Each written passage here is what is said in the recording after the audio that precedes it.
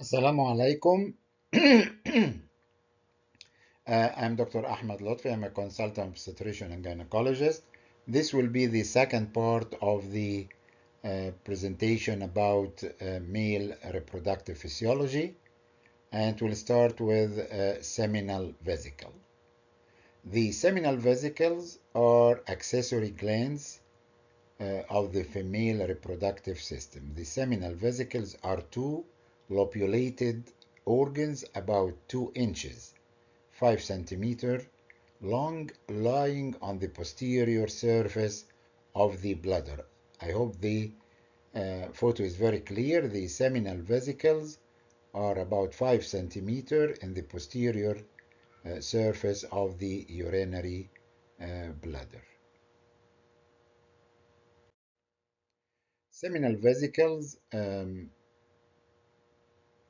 it lies on the terminal part of the vas deferens, which is the ampulla and the ejaculatory duct. Posteriorly, the seminal vesicles also related to the rectum. The seminal vesicles also related to the rectum, and so any tumors in the seminal vesicles can be felt by rectal examination. Inferiorly, each seminal vesicles narrow and join the vas deferens at the same side of the to form the ejaculatory duct. So the seminal vesicles duct will join the vas deferens to form the ejaculatory duct. Ejaculatory ducts, about two ejaculatory ducts are each less than 1 inch, 2.5 centimeter long, and are formed by the union of the vas deferens and by the duct of the seminal vesicle. The ejaculatory duct pierces the posterior surface of the prostate gland to open into the prostatic part of the urethra. Close to the margins of the prostatic utercle, their function is to drain the seminal fluid into the prostatic urethra. Prostate gland is unpaired. It's only one gland, unpaired accessory structure of the male reproductive system. It is pierced by the ejaculatory duct, but is only one gland.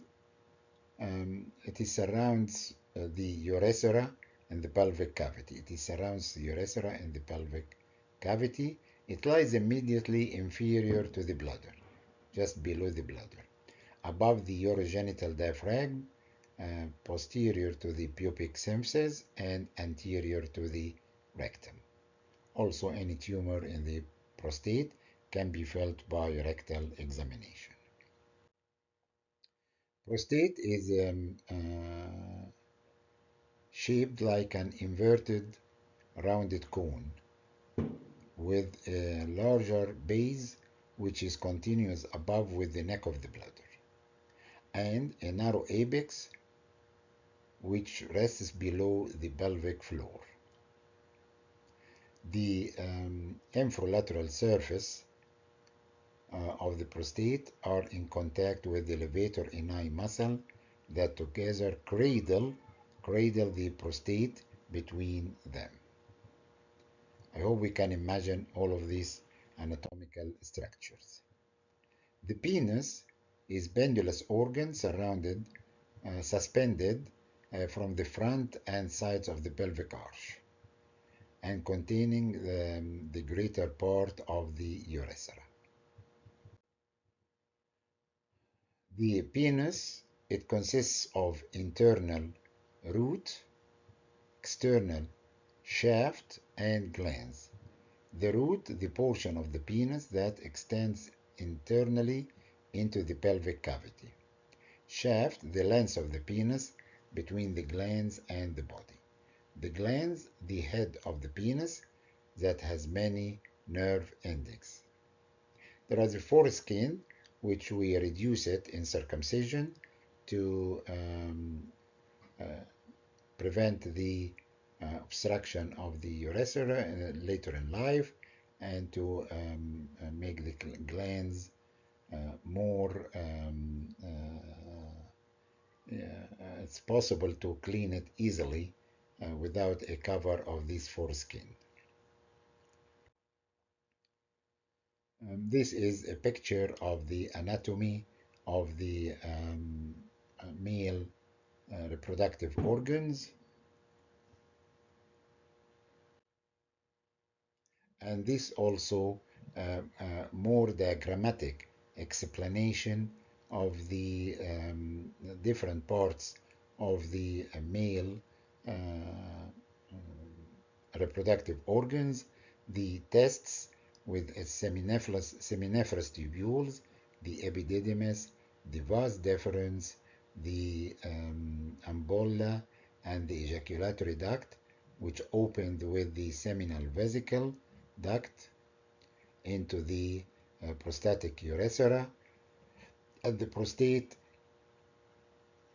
carry the secretion from the from the seminal vesicles and from the vas deferens through the urethra, and gives about 30% of the component of the ejaculate of the semen to pass through the urethra, and the urethra, main part of the urethra runs in the penis, and the penis contains um, uh,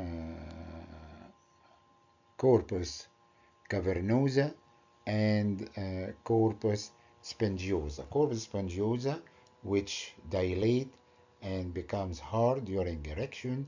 Corpus cavernosa or cavernosum, which collect blood